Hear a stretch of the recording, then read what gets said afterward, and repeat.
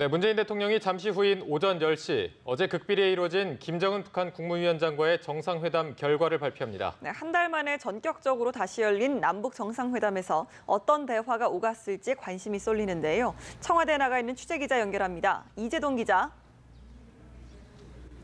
네, 1시간 뒤 문재인 대통령이 이곳 청와대 춘추관에서 어제 있었던 두 번째 남북 정상회담 결과에 대해 설명할 예정입니다.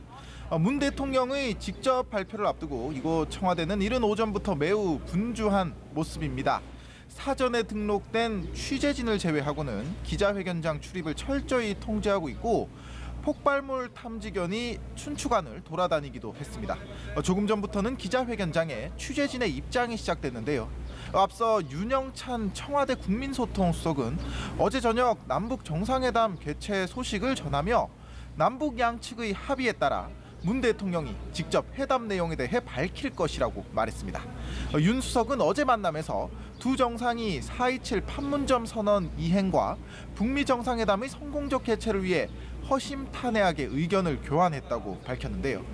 북미 정상회담을 앞두고 비핵화 해법과 관련한 논의가 주로 오갔을 것이라는 관측이 나옵니다.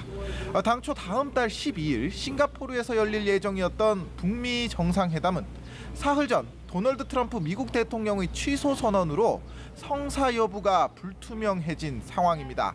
하지만 곧이어 북한이 김정은 국무위원장의 뜻을 반영해 대화의 방점을 찍은 담화를 발표하고 이에 트럼프 대통령이 따뜻하고 생산적인 담화라고 화답하면서 회담의 불씨는 다시 살아나는 모양새입니다.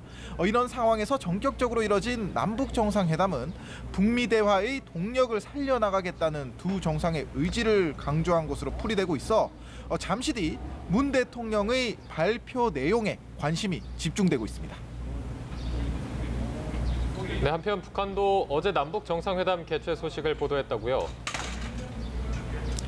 네, 그렇습니다. 오늘 아침 6시쯤 북한 관영 매체인 조선중앙통신에서 남북 정상회담 개최 소식이 보도됐습니다. 통신은 김정은 국무위원장이 다음 달 12일로 예정돼 있는 북미 정상회담에 대한 확고한 의지를 피력했다고 전했는데요. 북한 언론에서 북미 정상회담 일정이 공개된 건 이번이 처음입니다. 중앙통신은 특히 두 정상이 한반도 비핵화 실현을 위해 공동으로 노력하기로 했다며 이번 회담에서 논의된 문제들에 대한 만족한 합의를 봤다고 강조했습니다. 이어 두 정상이 다음 달 1일 고위급 회담 개최에 합의했다며 군사 적십자 회담도 속도를 내 추진하기로 했다고 덧붙였습니다. 지금까지 청와대에서 연합뉴스TV 이재동입니다.